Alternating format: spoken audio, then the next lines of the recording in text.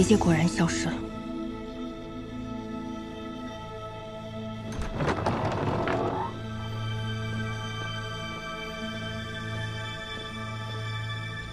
恭迎陛下娘娘一同拜山。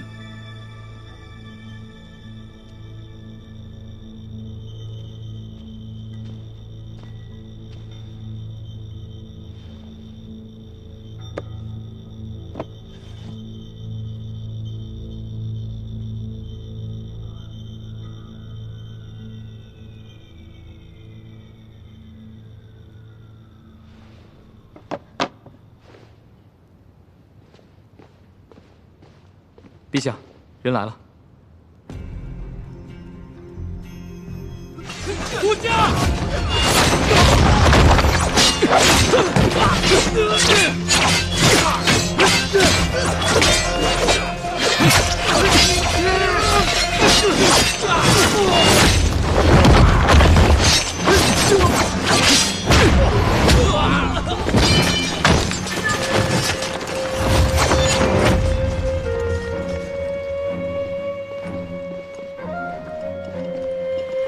陛下，你寡不敌众，还是省省力气吧。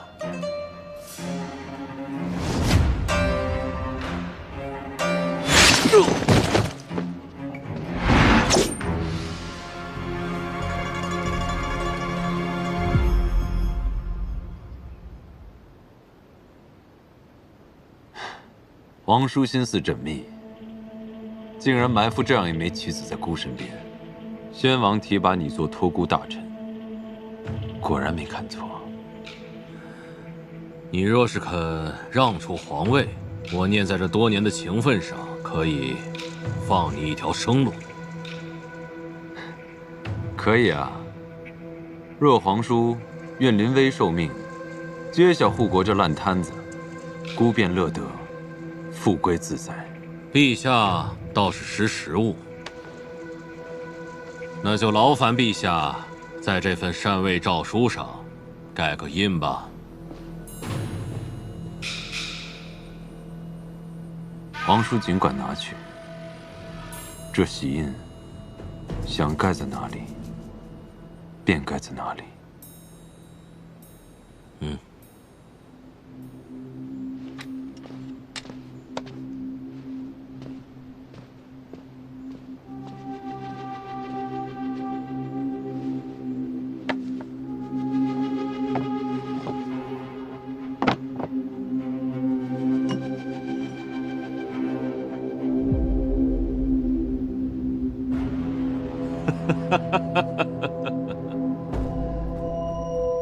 来啊！把这个昏君给我杀了！侯爷，你答应过我，只得皇位，杀了那个妖女，不会伤陛下性命的。留他，那岂不是养虎为患吗？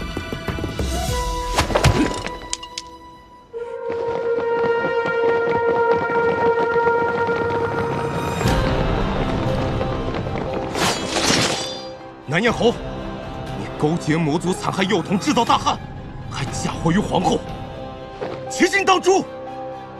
大将军，莫要被其花言巧语所蒙蔽。我为他隐瞒诸多罪行，可他却害死我一家老小。哼！看来你对今日早有筹谋啊！来人，将南燕侯拿下。是，谁敢？ 我是护国国君。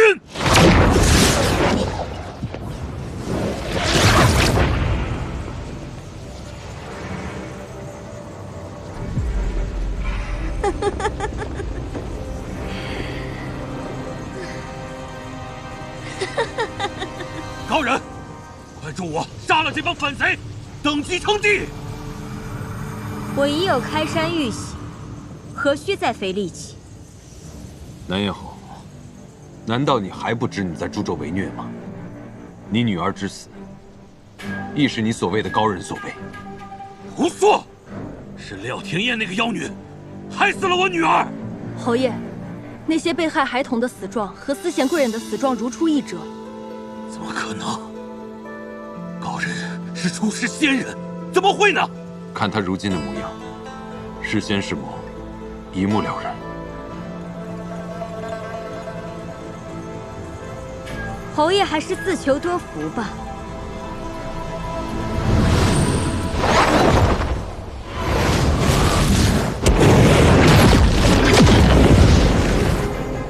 你果然来了，你没有散尽修为。如今木已成舟，也再无回头路了。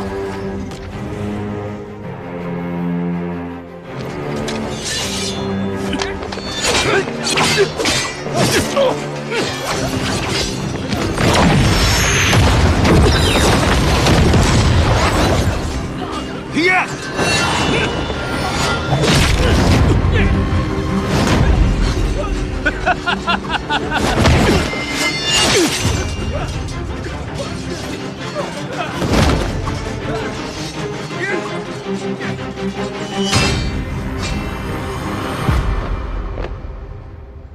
司马交，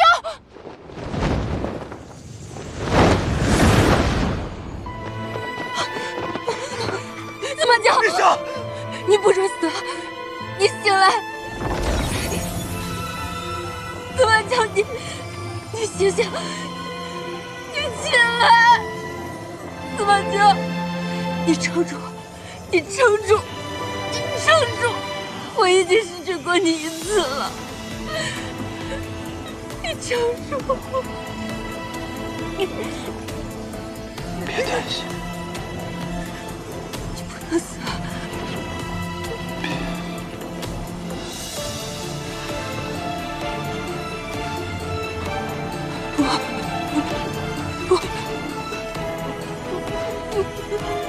陛下，陛下没有脉象了。司马交，司马交，司马交，司马交。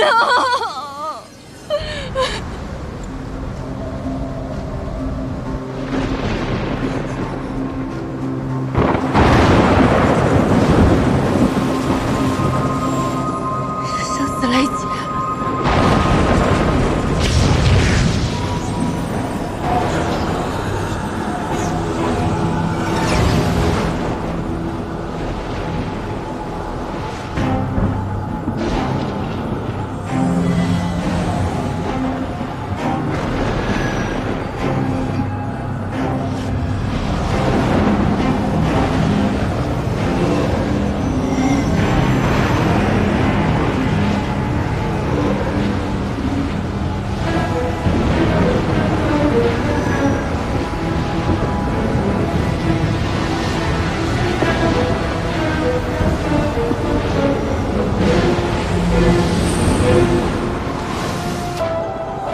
魔将们，本魔主会带你们离开这个鬼地方。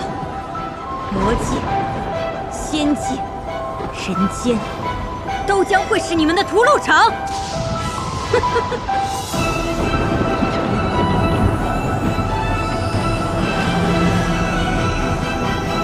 你休想！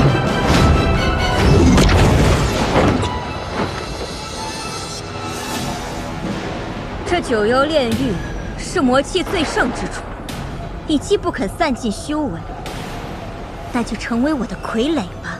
即使成我，我也要杀了你，替天行道，自寻死路。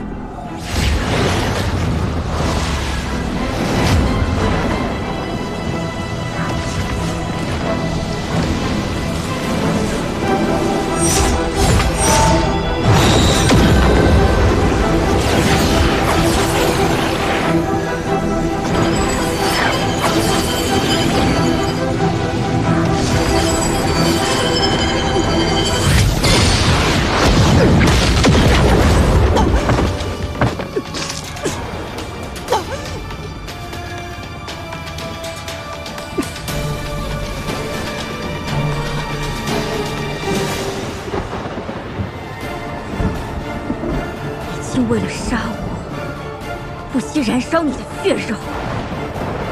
有言，你不是死了吗？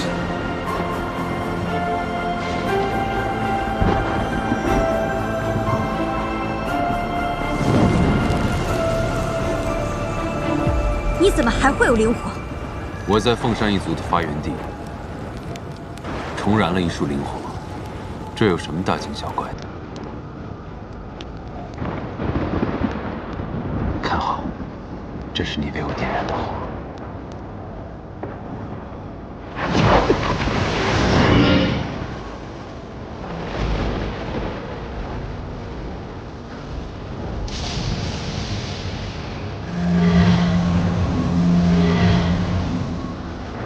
怎么回事？我的魔教呢？游言，你不是一直想迎回你的魔族大军吗？我便成全你千百年以来的春秋大梦。游言定以为拿到玉玺便可开山，可他不知道，我才是关键。护国的帝王，只有行了拜山礼之后，才能成为真正的国君，成为打开护山的钥匙，进入那九幽炼狱。 玉玺根本不是开山钥匙，你故意引我现身，有意让我进山。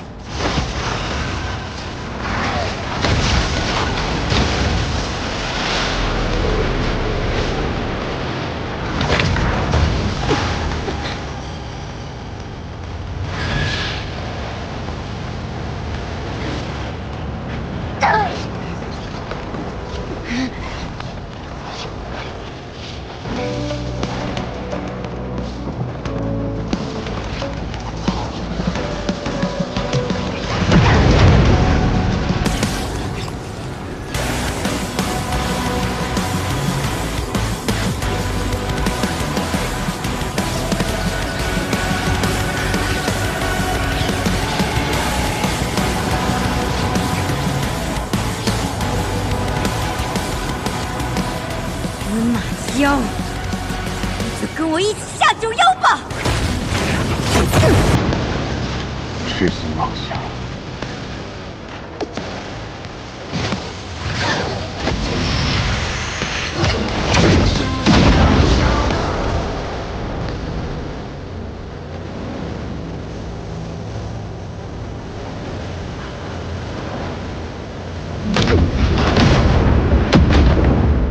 我要被逼迫忍受代价。经验。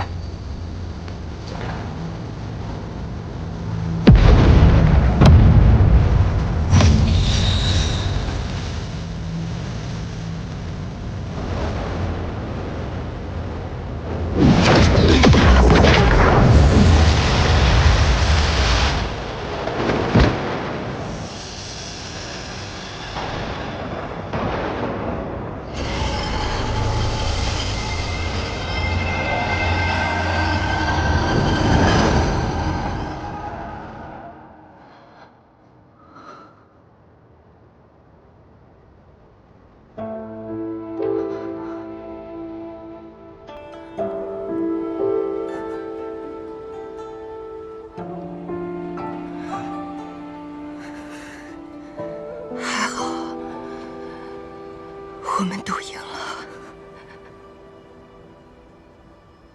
我们赌赢了。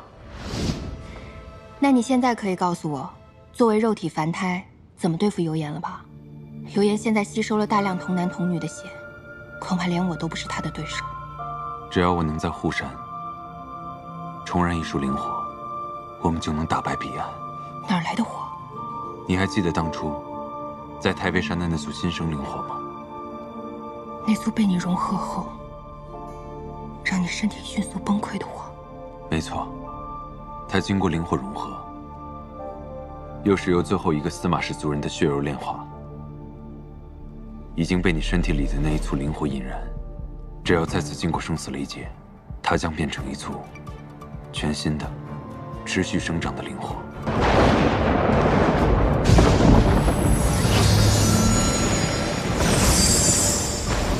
可是你已经死过一次，如果渡生死雷劫没有成功的话，你有把握吗？没有，我只是在赌。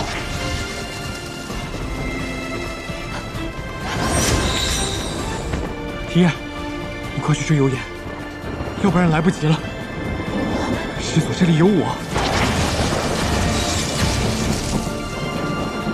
快去！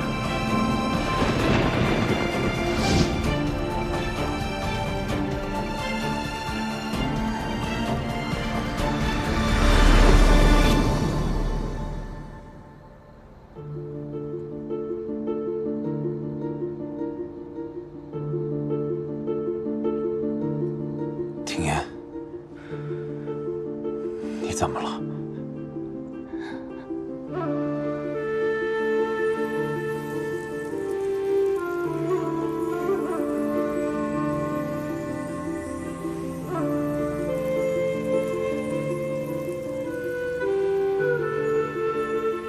怎么会这样？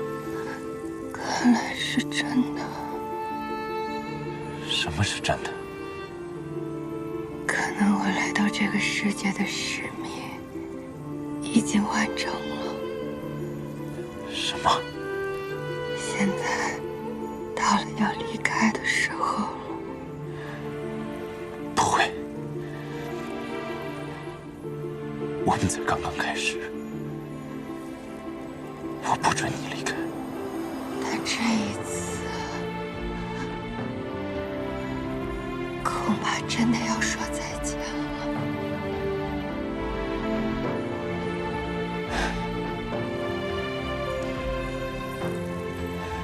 不会，只要你还在这3界之内，不管我上天入地，我都会把你找回来。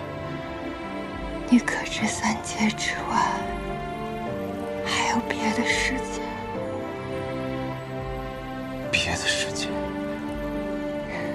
在我来的那个世界，一对相爱的人，最多不过携手几十年光景，而你我已经缠绵30。这些年与你相知相爱，我已经很满足。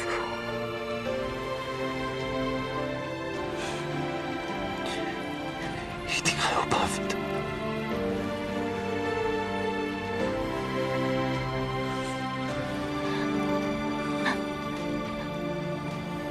司马江，你抱紧我好不好？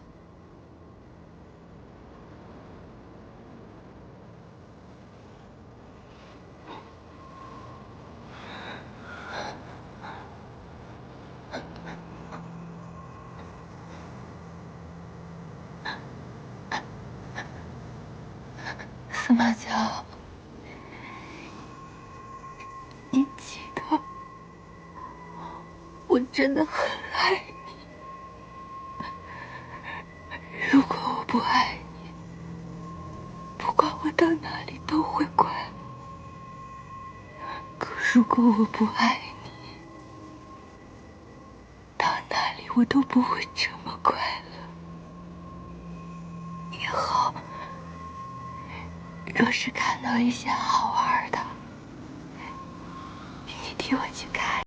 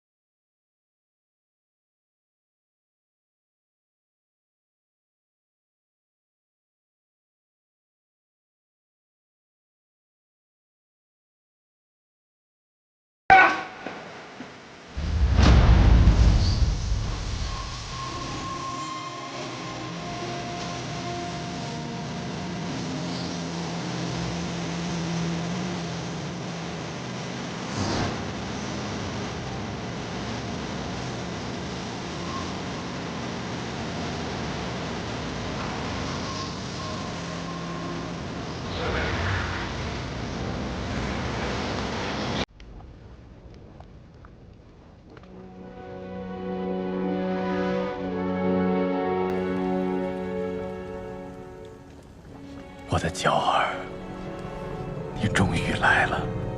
你是司马氏，我一直在等你。原来你没有死在白鹿崖大火中。看来娥儿还是听了我的话，将灵火与你相融了。你能坚持下来，我很欣慰。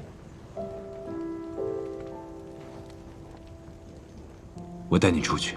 不用白费力气了，我在这儿等你，也不是为了要出去。我这残破的身体，也不可能再出去了。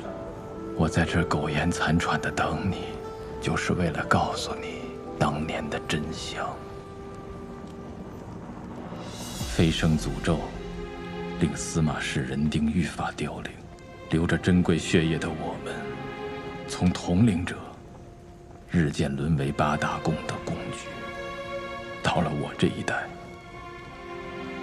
已全然失去了自由。八大宫为了诞下更为纯粹的凤山血脉供养灵火，逼迫我与你母亲结成夫妻。不久之后，娇儿你便带着最为纯粹的凤山返祖血脉降生于世。看到如此纯粹的血脉，八大宫贪婪欲生，得寸进尺，想让我们诞下更多血脉，遂将我与你母亲封印在白鹿崖。司马一族应寸步不移守护灵火，还请师祖潜心安于白鹿崖中。这和将我们当作囚徒有何区别？你们眼里还有我们这些师祖吗？我本想和凤山灵火融合，以便获得那强大的力量，来终结八大宫的阴谋。然而灵火威力强大，我承受不了那么巨大的痛苦，有一段时间陷入了疯狂。最终，我只能放弃。如此痛苦，你却依旧选择让我来融合灵火。那真的是迫不得已呀。你有着罕见而纯粹的凤山返祖血脉，定能承受灵火，成为破解飞升诅咒的第一人。但融合的过程中，我们便发现，你血脉太过纯正，需以更强盛的灵火与你融合，否则，灵火会在融合过程中被你的至纯血脉吞噬干净。后来，我便和司马一族的族人共同做了个决定：若我们死得其所，能让娇儿成功将灵火融合，那八大宫便再不敢进犯我司马一族。没错，我们愿意为娇儿融合灵火。我也愿意，我也愿意。司马一族不愿再任人宰割，满足八大宫的贪欲，于是决定共同以血养火，养成那足够强大，能够被你融合之火。然而，血祭一旦开始，我们便发现那灵火仿佛无底洞，100余位族人前赴后继，血祭身亡，却无一人放弃。最终，我们族人用尽了全部的血脉，终养成这世间最强盛的灵火。牺牲全族人的性命，让一个孩童背负如此沉重的命运，该说你们是可怜还是可恨？如若让我们重新选择一次，我们依然会走这条道路。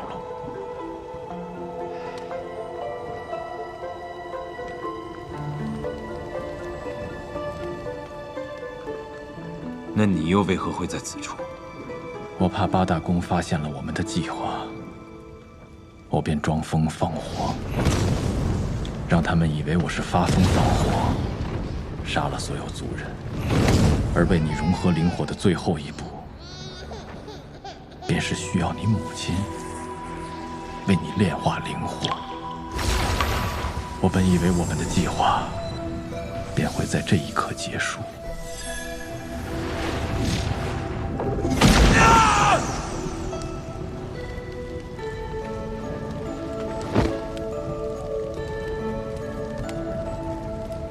死了，不好！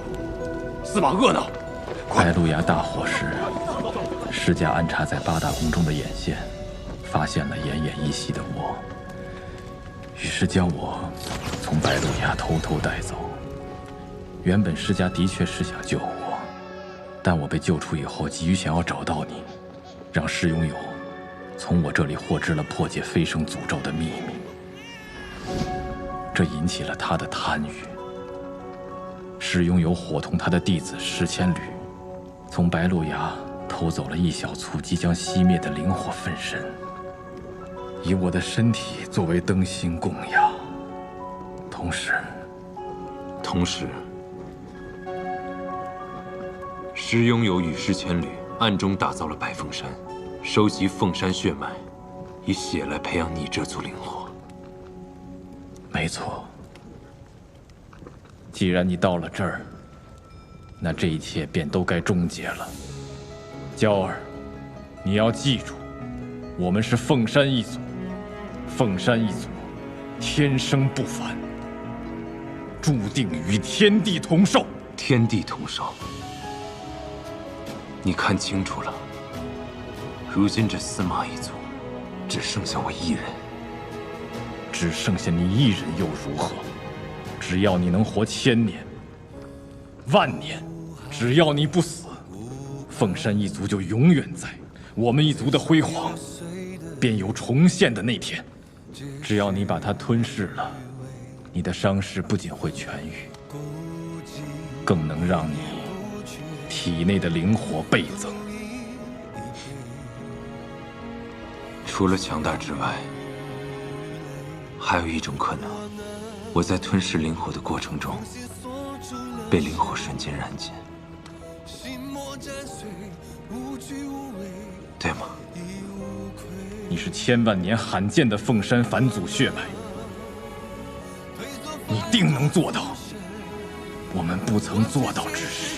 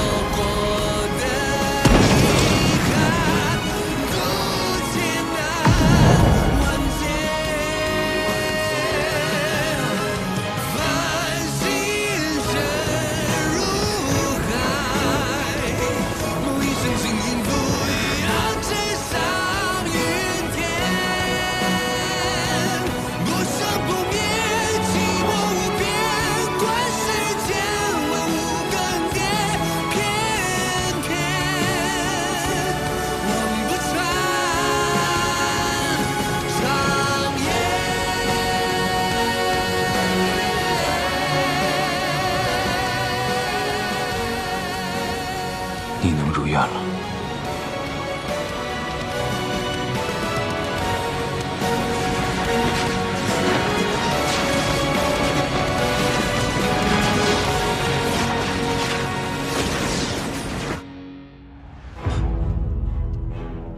不好，太尉者出事了。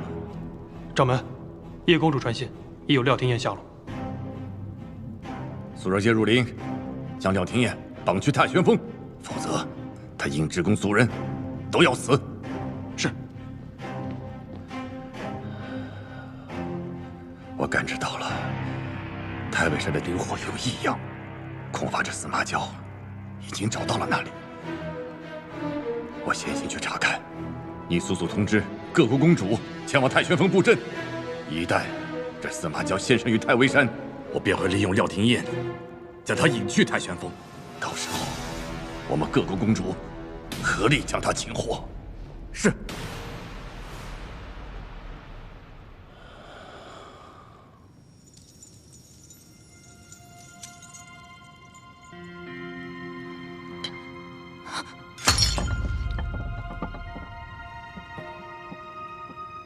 莫非司马娇这一遭会发生什么意外？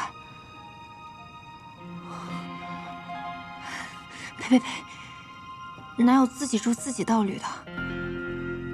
他那么厉害，能杀他的人恐怕还没出生，哪怕受点小伤，也不会有大事的。要是流光镜还在就好了，也能让娇娇给我报个平安。朱灵，念九，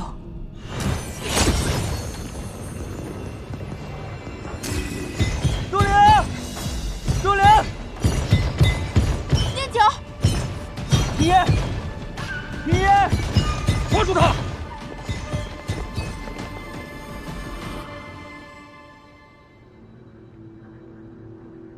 叶公主，没想到这么快我们又见面了。你究竟是怎么找到我的？这仙界，只有我认得你的极寒痕迹。近日你修为大涨，那痕迹也越来越清晰。那我还得谢谢你，现在才来抓我。掌门有令，若捉不到司马娇，务必要将这个廖廷彦带回去。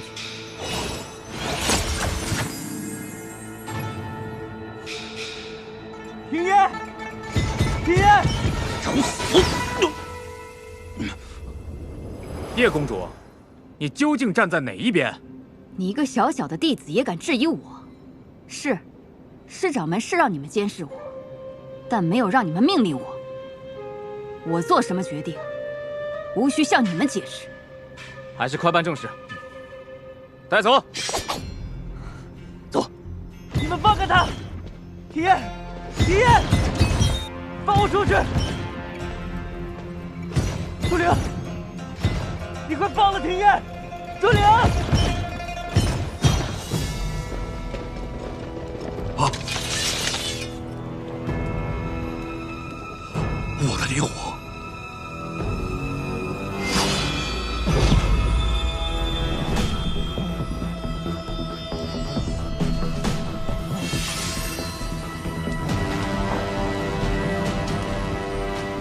你终于来了！你揉了我的灵火，我们几百年筹划的大计，竟让你得了利！司马娇，你这个卑鄙的、该死的混蛋！过奖了。哎！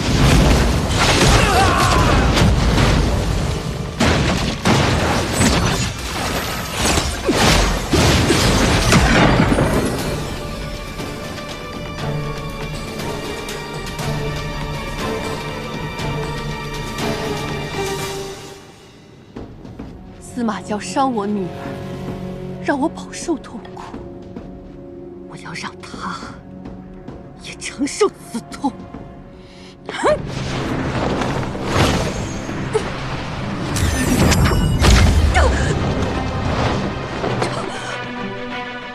这是怎么回事？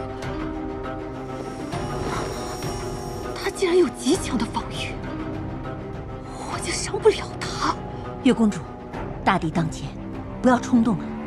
月公主，今日若是谁想毁了这件捉拿司马娇的工具的话，我只能将它视作破坏八公大计之人。叶如莲，你究竟是何居心？哦，你到现在还与廖廷烨惺惺相惜吧？月公主，现在不是谈私仇的时候，我们得干正事啊。日公主说的有道理，各位公主，事不宜迟，摆阵吧。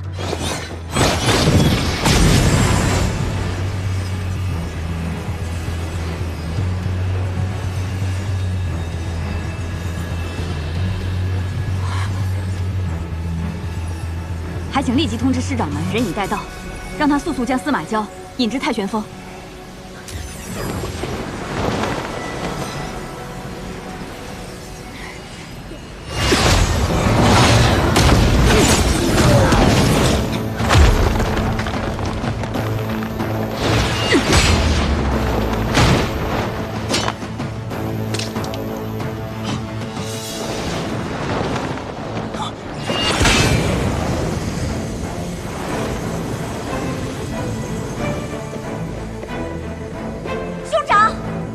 成了。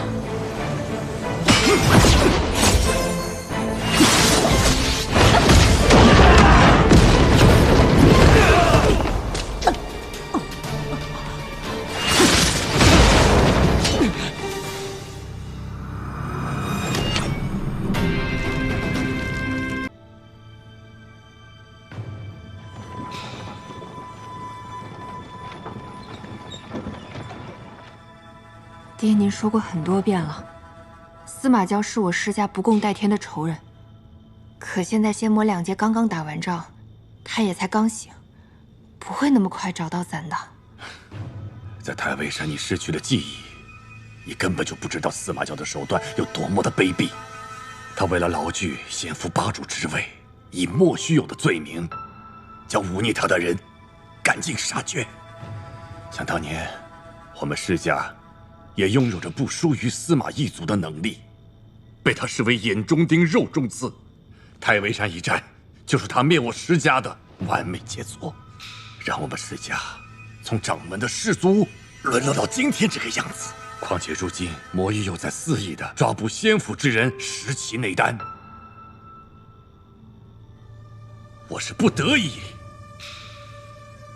才闭门不出，枯坐在家。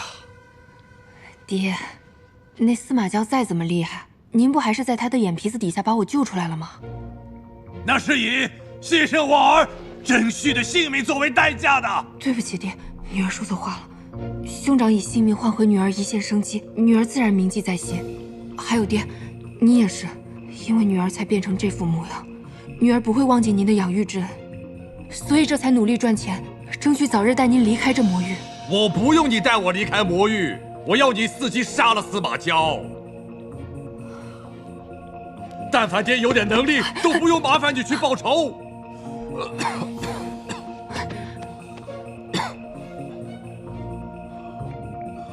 你懂了吗？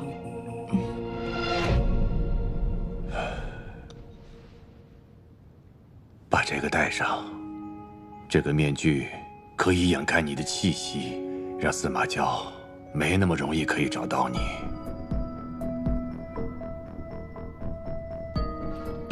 这都是为了你好，才替你着想啊！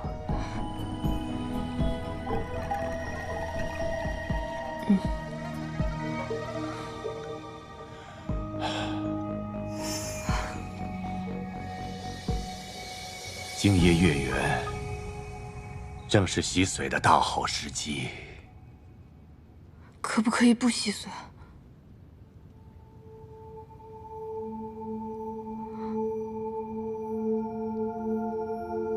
可以，可以。那我们就对司马娇束手无策了。哼，燕儿，倒不如这样吧，你把爹爹也交到他的手里，也兴许他能给你留一条生路啊。女儿知道了，女儿会早点回来的。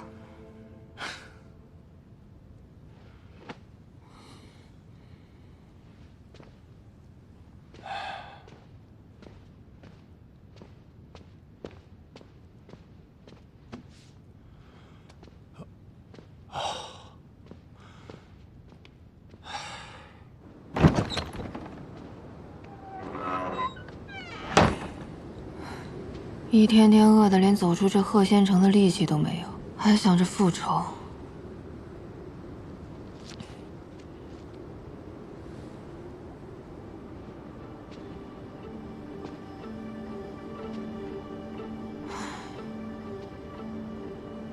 除非司马娇那个大魔头自己跑到我面前来送死，否则我才不去送人头。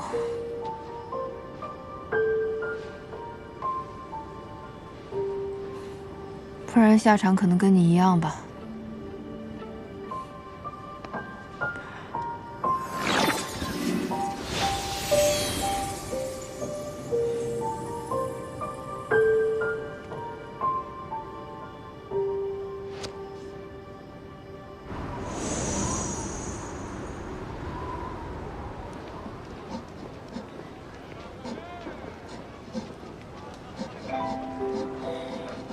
我也真够倒霉的，好好上个班，结果意外死了。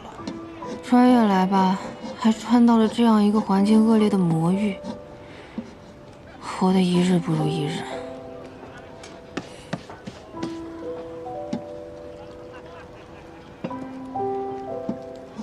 但我毕竟占了原主的身体，还是要替他给他爹养老送终的。况且这爹对我吧，也确实还不错，还救过我。哎，这恩情我是要还的。叫了18年的爹，假的也快成真的了。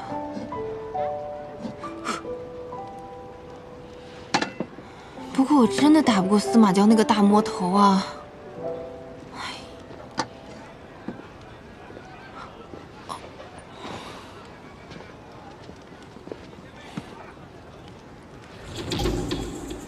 你能行吗？我听说你收尸的本事不错，这才大老远喊你来东城的。修爷放心，包你满意。去吧，麻利点。哎。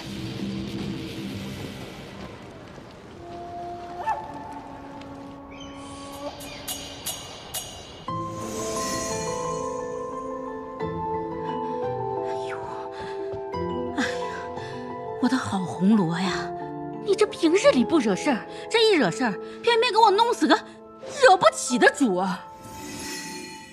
我又不是故意的，再说，谁让他色胆包天，对我动手动脚了？自己修为这么低，还想与我同修，真是晦气。杀个人是小，关键是把我这招牌砸了，这事儿可就大了。老板娘，听说您遇到麻烦了，这不，我给您送解决办法来了。就这身板能摆平这事儿？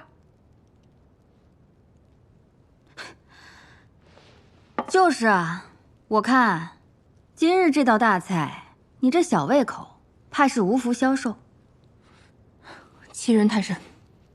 哎，我这同僚虽然长得瘦小了些，但这善后收尸的本事可是一流的。他可是我特地从东城叫回来的。是吗？要不你试试？这事儿不太好办呢。我就知道你办不了。不太好办，不是办不了，是要费些功夫，才能将红罗姑娘干干净净的摘出去。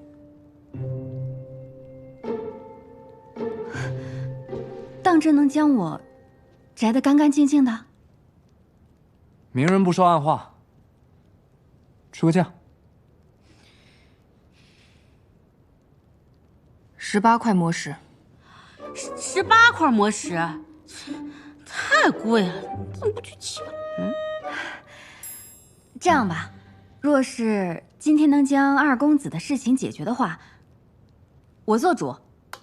咱们胭脂台以后少不了你的好处。这次能不能就先便宜些？唉，最低价15块。哎，行，哎，就15块魔石，但是这事儿绝对不能外传。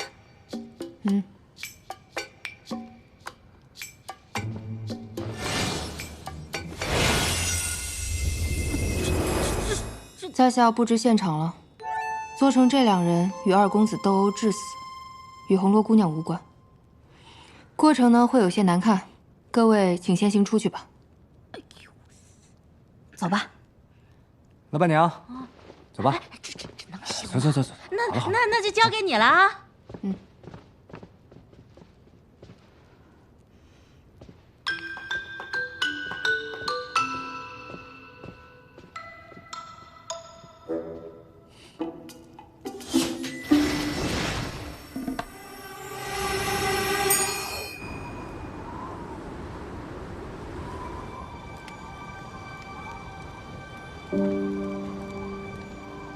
师祖，这魔域到处都是这样恶劣的环境，您先暂且忍耐一下，我们今日就在东城歇脚吧。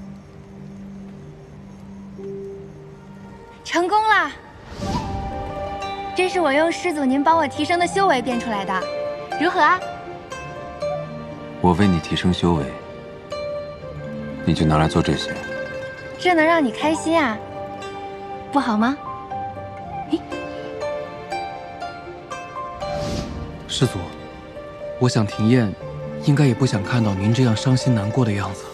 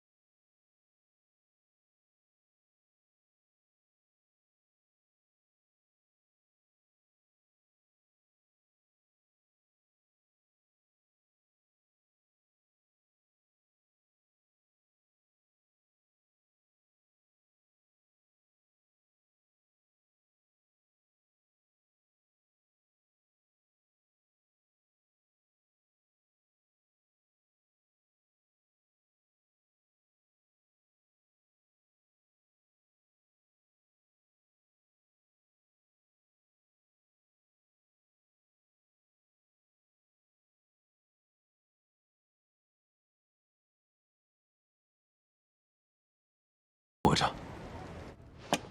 说好了啊，这顿得你请。自然自然，15块魔石呢，没有你的帮腔，我也挣不了那么多。是啊，要是我们那抠门的老板娘知道我们俩假装不认识，还联手抬价的话，那我估计她得气死。红罗，你往日从不杀人，今日那二公子怎么回事？他杀了我在胭脂台的姐妹，我本来就只是想多吸他一点阳气，让他难受一点就算了的，谁知道他竟还有力气对我动手，我一气之下就……这样已经算是便宜他了，你知道吗？别怕，都解决了。这地方尽是些阿杂事，鹤仙城也就名字好听，根本不适合久居。等我攒够了钱，我就带你，还有我爹，我们去古雨坞，自在逍遥一辈子。古雨坞，那可是传说中的地方，我还未曾听过有人去过呢。依我看，都是一些骗小孩子的把戏罢了。你有所不知，我在黑市上听到过准确的消息，古雨坞确有其事，只是它疏通的门路代价极为高昂，需要2000魔石呢。是，所以你才这么辛苦的赚钱。但你不是说你其实不是石燕吗？你是从什么其他的世界过来的？虽然我也不能完全听懂你在说什么，但是你的爹总归不是你的亲爹嘛。但他毕竟养了我那么久，况且他的确救过我。你身上似乎有仙府之人的气息，不如把内丹交出来，给哥几个下酒。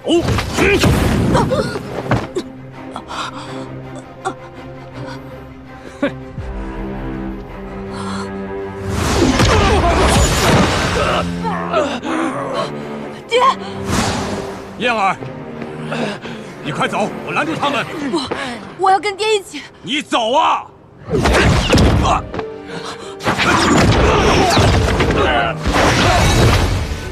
走！爹，你身体这么差，以后不要为我逞强了。我已经失去了真虚，我不能再失去你。自那之后，他那双腿就废了，我不能弃他于不顾。既然这样的话，不如趁这次事情办得漂亮，我引荐你来我们胭脂台做事，就如风起那般，做个护院呢，如何？月月都有魔石拿，这样不是离你的目标更进一步了吗？有你这朋友真好，咱俩谁跟谁啊？当年老板娘捡到我的时候，我神识受损，不知道自己来自哪里，父母是谁。不过有你这样一个知心朋友，我已经知足了。我不支持你支持谁去啊？有你真好，念九，你跟了我多少年？啊？怎么算，也有400年了吧？那也是时候该自立门户了。择日不如撞日。这地方虽小，但可作为你的发迹之处。师祖，念九从来都没有动过那些心思。念九愿意永远陪着师祖。这由不得你。你去把这东城打下来，我要用我的方式告诉他，我来找他了。这样一来，便就是一举两得，既方便我们寻找庭燕，又可以为那些仙府的流民提供庇护之所。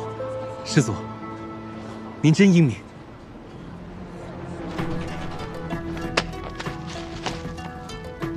魔主今年要求的贡品数目又变多了，魔主力量无人能敌，咱们只能乖乖听他的命令。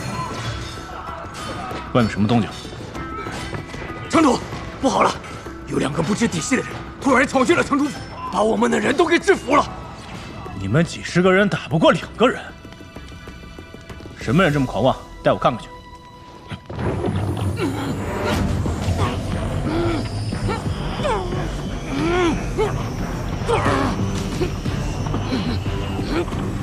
把这东城交出来，我们就替你们应付你们的魔主。先将我兄弟放下来，我考虑考虑。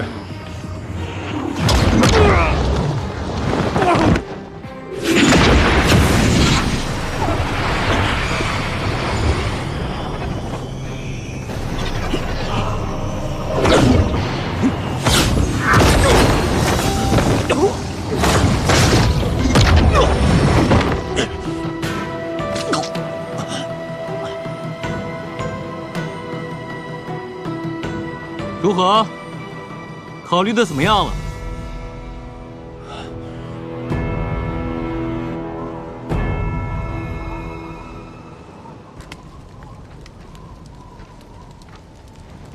师祖，魔相已降，东城无主，您来主持大局吧。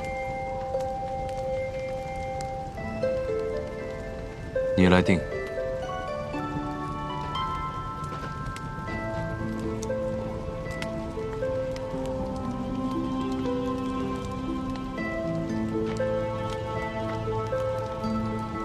我呢，是一个十分开明的人，愿意留下的，从此以后咱们都是4家兄弟；若是不愿意留下，现在就可以离开。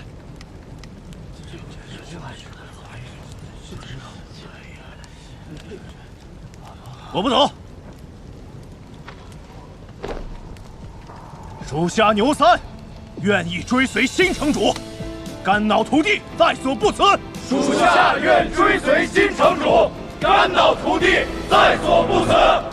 哎，可以了，可以了，你们先下去休息吧。是城主。怎么回事？啊？怎么回事？城主，是不是他们服侍不周？属下马上为您换一批。我不是这个意思。牛三，我说你这个人倒也挺奇怪的。我问你，你为何如此痛快地归顺于我？城主，我们魔族人向来崇拜强者，不管你什么出身，只要能打，那就应该当老大。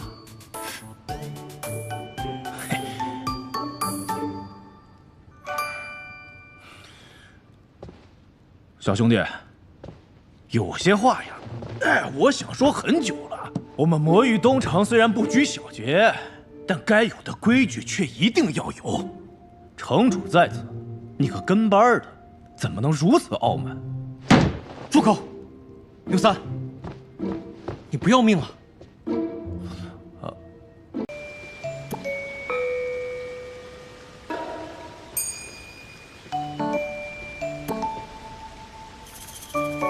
有人吗？嘿，这儿不错哎，地势不高，离中心塔不近，不会有同事来串门。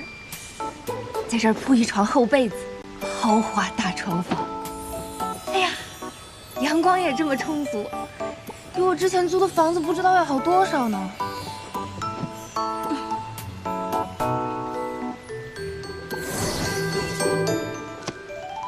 这个乾坤袋虽然品级不高，但补给日常用途绰绰有余了。徒儿切记，进入三圣山，不可与人结怨，只管本本分分的做人，事事不强出头。师傅呀，师傅，我不是出不出头的事儿，徒弟我差点出殡了呀。你好能装啊！小小的乾坤袋，大有乾坤，早知道把所有家当都装过来了。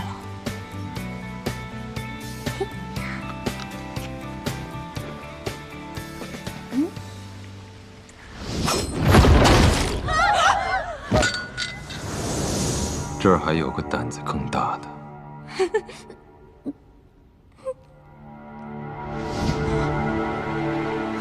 能在暴躁大魔王手里捡回一条命，我可真是福大命大。我说你们魔域费这么大劲送下来的人，除了比常人修为更差，也没看出有何特别之处。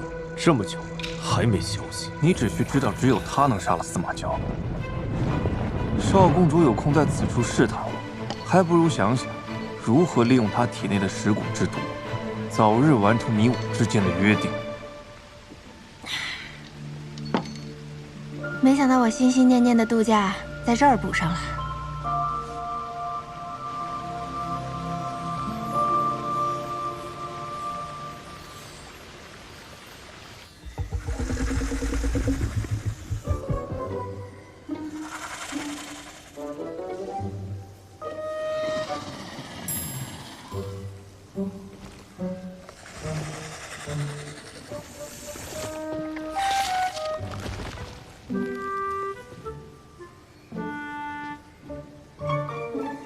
他竟是在睡觉。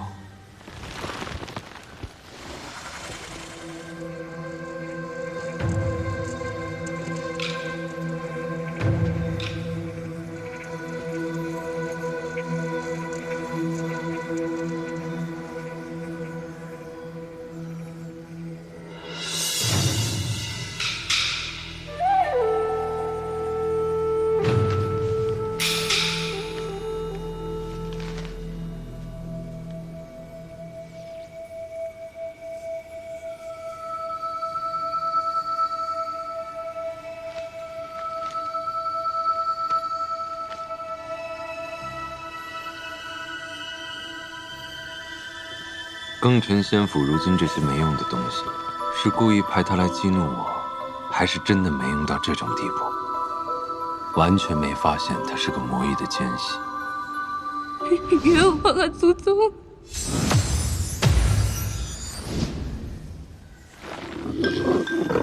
蠢蛇！我怎会因一个区区魔域之人而头疼？分明是我身体里的灵火在作乱。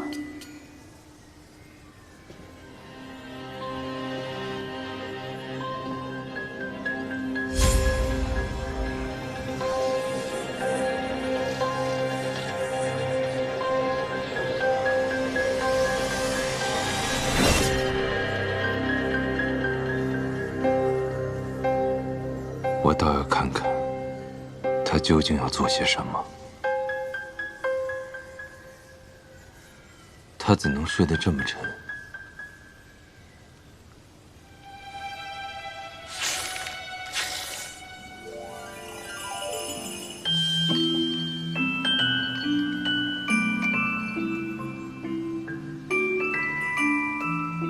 难问。走了。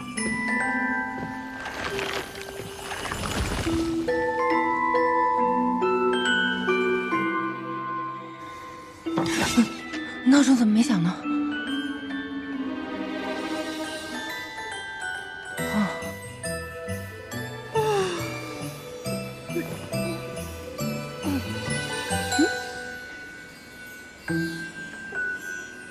这花还怪奇怪的，晚上还会发光呢。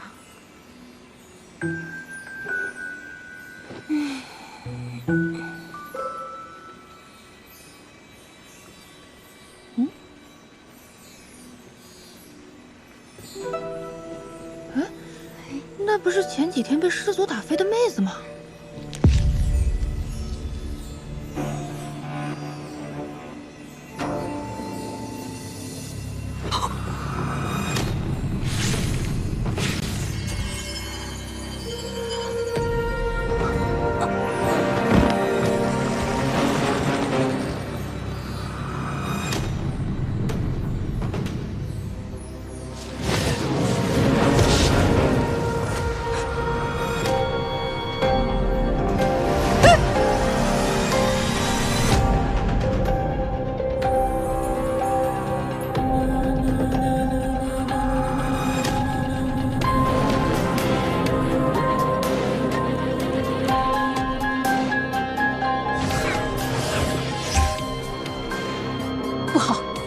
玉蓉蓉的本命之火熄灭了。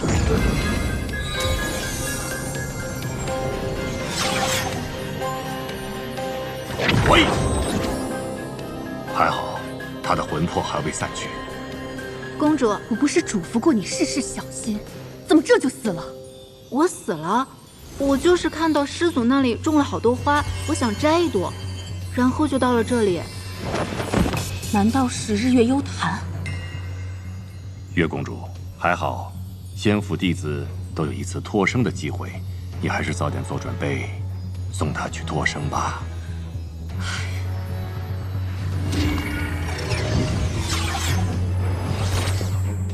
1天之内，命灯灭了2盏，师祖下手依旧如此狠绝。师祖怕是还记着昔日的恩怨，会将仇恨转嫁到弟子身上。哼哼，你以为他会在乎这些弟子吗？他心里还记着与八大宫的旧账呢。当初我们的父辈……好难受呀！好难受！师祖，我好难受呀！师祖，师祖，把我身体里的这团火拿出来！师祖，忍一忍，把血放出来就好多了。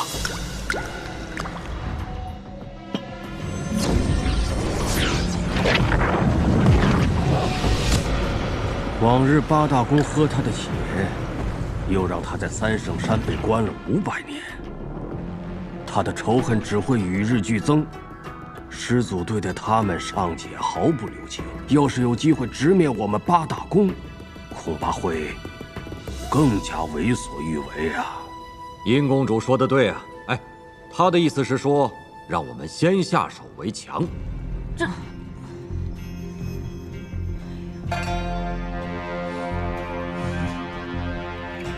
师祖有灵火在身，其实力远超各位。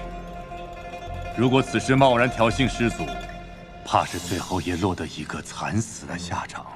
如今师祖虽已练出灵火分身，但三圣山封印尚且稳固，师某还恳请各位切勿轻举妄动。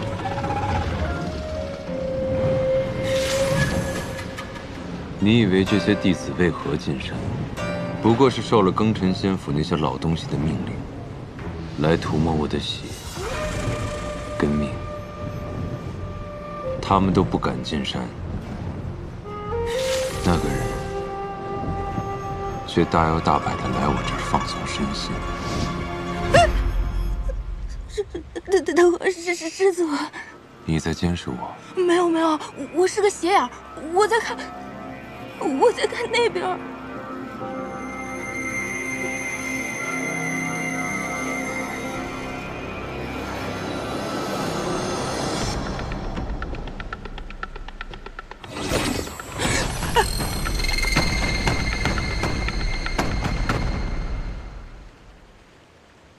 告诉我，你到底是来做什么的？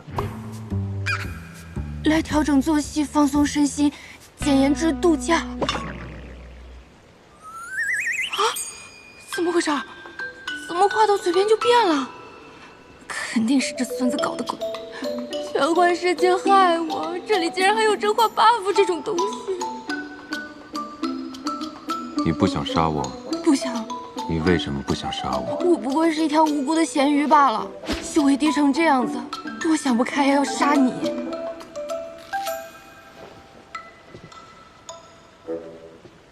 当真如此？不然呢？你是不是有什么被迫害妄想症？脑子有问题啊！我死定了，这个 buff 太害人了。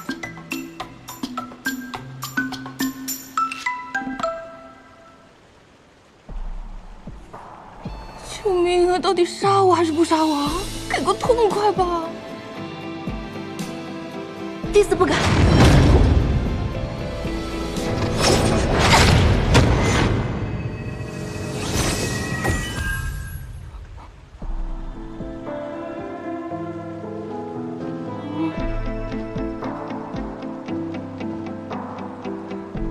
这师祖是闭关闭太久，精神出问题了吧？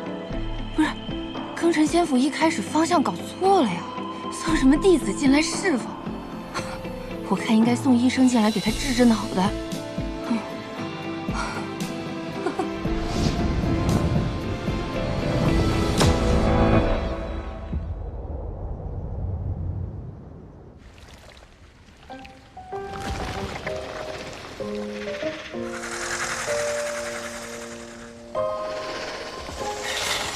才臭狗子，别舔我！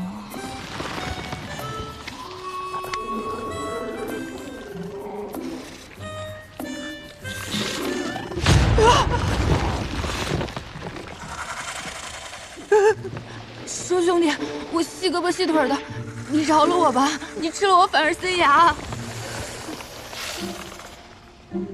你想喝这个？早说嘛！您请哈。哦，不好意思啊，是我不太周到。其实说起来，这也算是我清谷天的特产。只要有这青灵竹在，就会源源不断的生出青灵液来。我平常都拿它当奶茶喝，没想到您也好这口啊！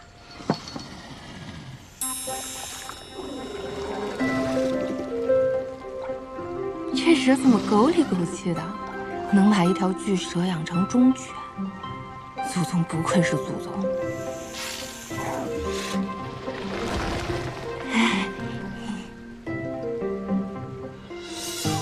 我这算是又狗了一天。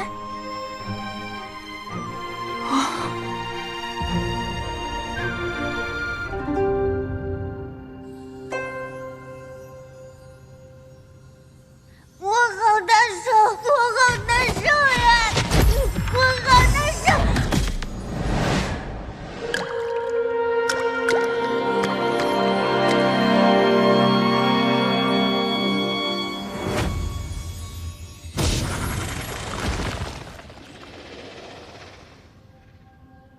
魔域的东西你也敢喝？是嫌活得太久了吗？你只不过是过去吃喝了2回，现在便替他说话了。世人皆贪婪，更何况是魔域之人，不是想夺灵火，就是贪图血凝花。他只是比旁人更会作为罢了。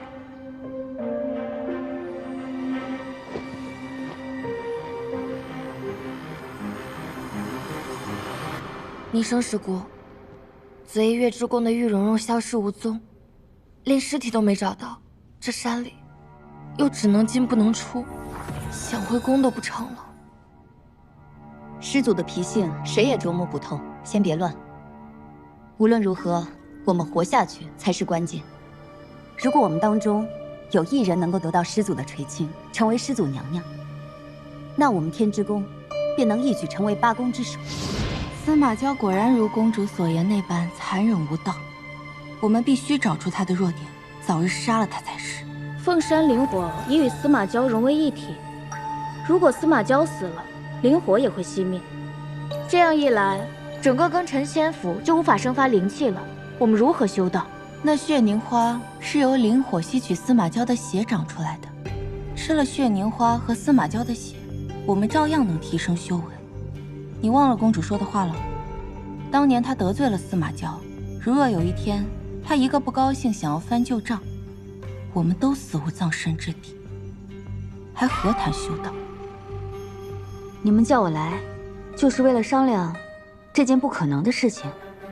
叶若灵，你别一副事不关己的样子，别忘了，你的族人还在公主手里。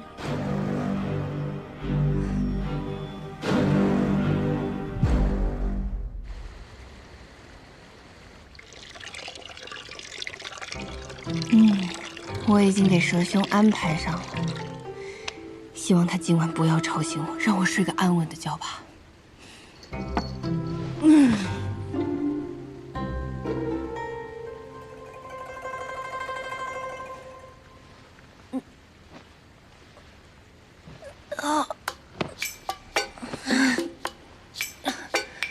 这熟悉的感觉怎么回事儿？修仙之人也会痛经吗？太痛了，越来越疼了。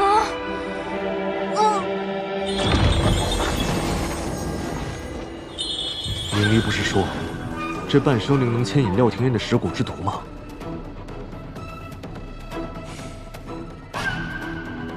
怎么他听到召唤之后居然毫无反应？这廖廷烨，莫非真的以为攀上了司马娇，就可以摆脱我们的控制了？哼，好，我且看这蚀骨之毒，你还能挺过几回？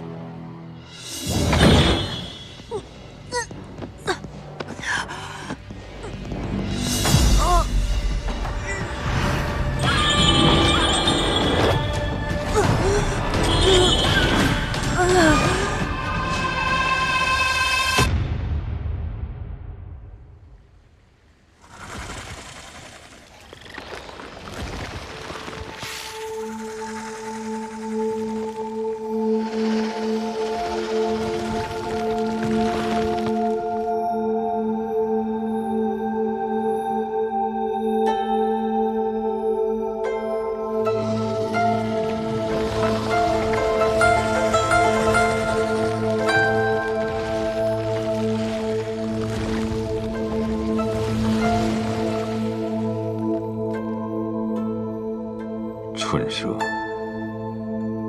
你带了个什么回来？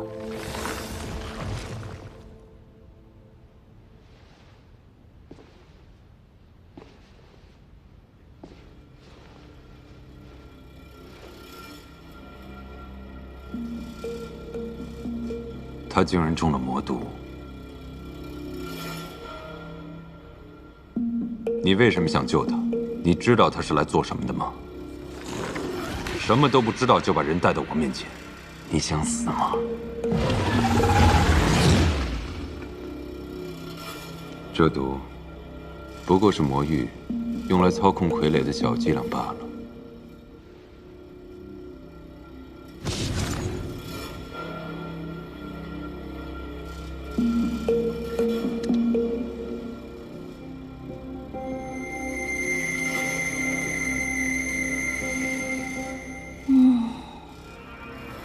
竟然直接睡着了。魔族千方百计送进来的，竟是这样的人。看来，他比那些蠢货聪明，不仅没到我面前来找死，还笼络了那条蠢蛇。如此深沉的心机，配得上这张脸。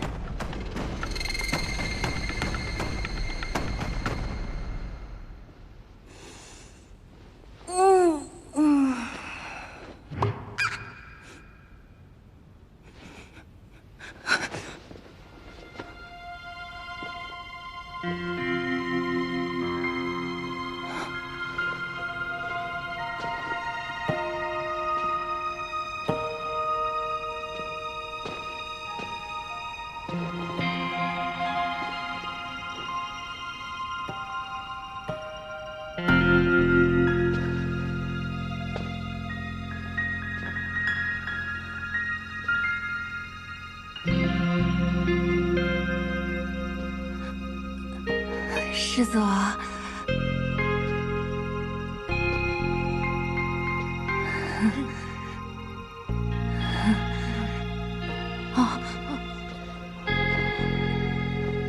我怎么在您的殿内啊？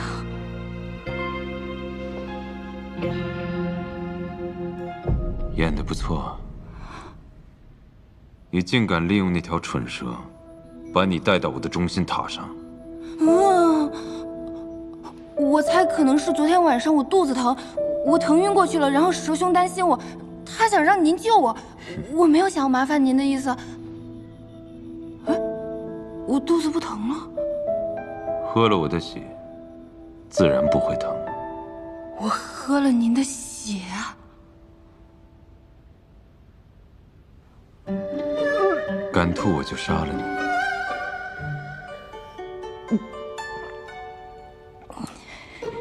您的血还有止痛功能啊！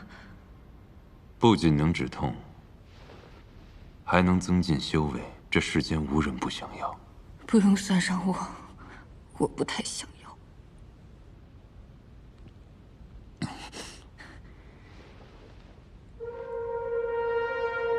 你现在的样子，让我很想立马了结了你。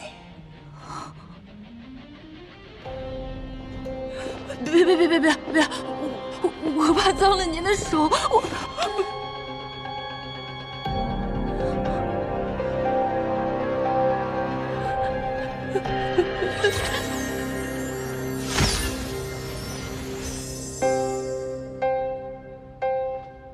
既然如此痛苦，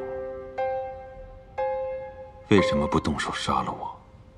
因为无缘无故，无冤无仇。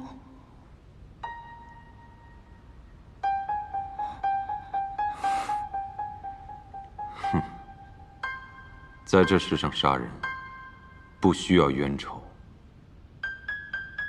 更不需要缘故。比如现在，无冤无仇，无缘无故，我就是要杀了你。你又能怎样？我不能怎么样，我也打不过你。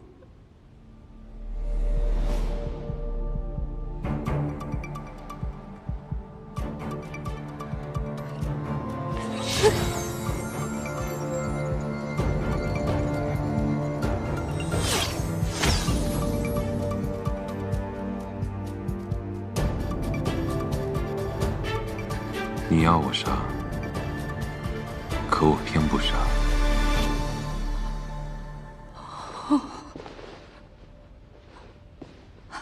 日后换你来伺候。我啊，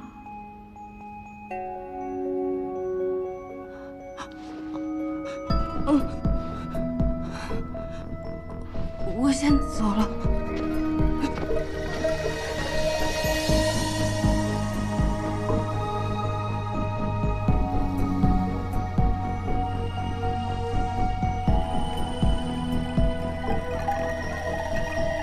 无冤无仇，无缘无故，就不想杀我。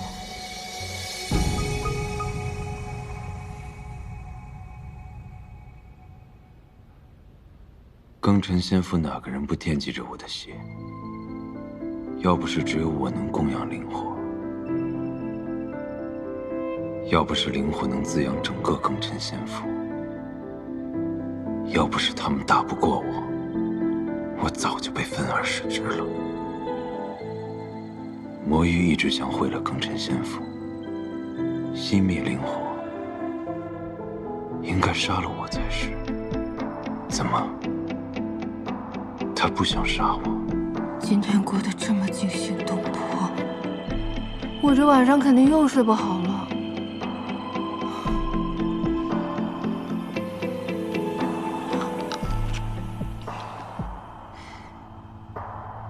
真是可笑，真人之事问出来的答案不会有假。若他真无杀心，或许可以利用他一番。500年，新月夜。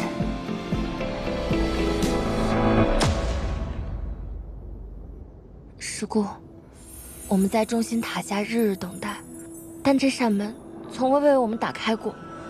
师祖他真的会见我们吗？难道你跟那些人一样浅薄？你要是害怕，你就走吧。不，师姑，我只是不知该怎么面对师祖。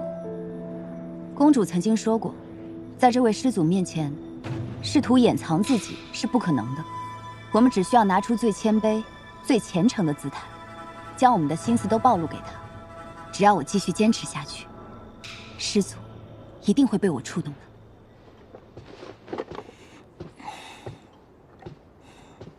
蛇兄真是好心办坏事，我还没好好休息几天呢，又要上班了。弟子前来拜见师祖，还请师祖收下弟子。真是个勇士，竟然主动要求去面对那喜怒无常的祖宗，怪不得人家能当领头大佬。这个思想觉悟真不是盖的，我要是能跟他换换就好了。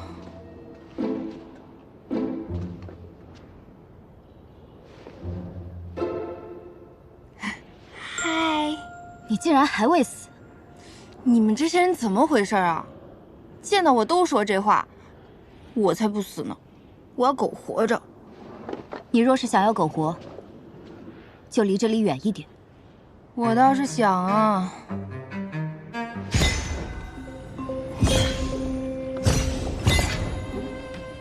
这师祖怎么回事啊？让我来上班也不给我个门禁卡，怎么进去啊？师姑，这小弟子恐怕不了解师祖的脾性，要不要提醒他？何必多管闲事？能在这么近的地方安全待着的，唯有你我二人。此人今日，怕是要死在这塔下。师祖，我来上班啦！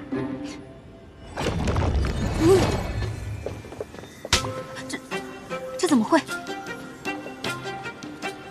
这个门是敲一敲就能进的吗？方才那个弟子是怎么进去的？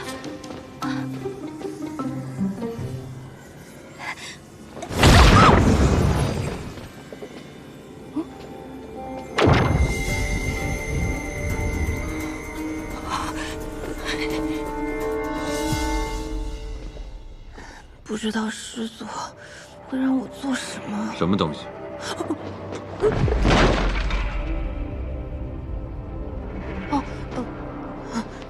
这些都是我日常的生活用品，我从乾坤袋里掏出来的。但是我不太会用灵力，我就只会往外拿，不会往里收。放下你那些破烂，跟我来。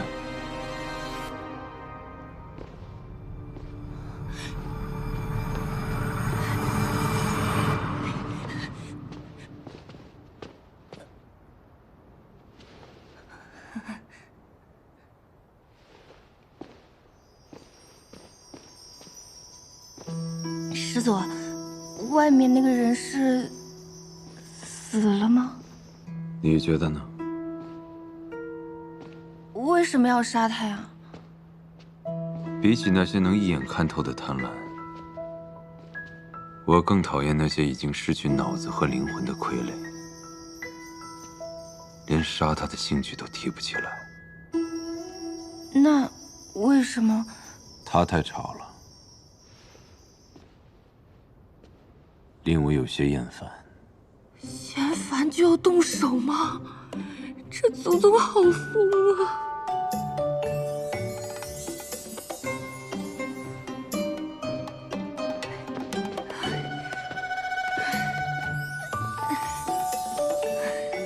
好累啊，这比挤地铁还累。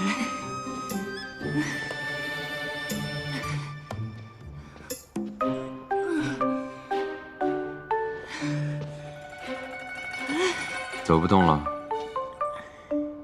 师祖，弟子斗胆问一句，我们爬这么高是要干嘛去啊？不做什么。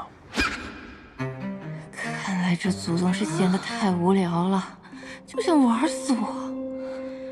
以前上班至少还能做个人，来到休闲世界打工，却只能做领导的玩具了。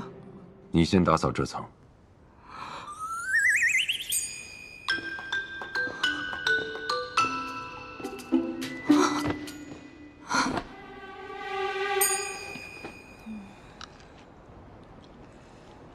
别说，这视野倒真挺不错的，就是师祖喜怒无常的，有点破坏上班体验。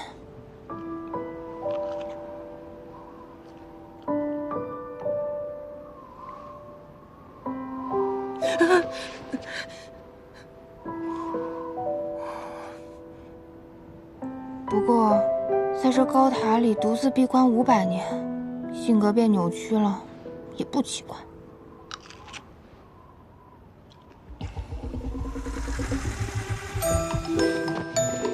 师祖，你看我多努力啊，干活呢。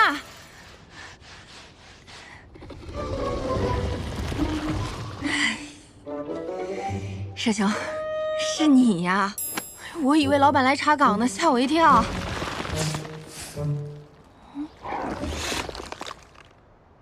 什么意思啊？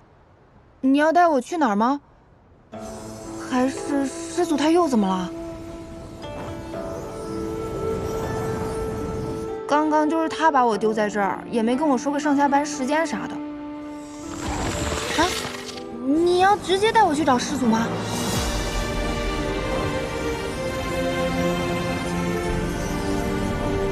若不把他封印，定会屠灭整个邪府。灵火已与他融为一体，只要留他一命，给我们提供灵气即可。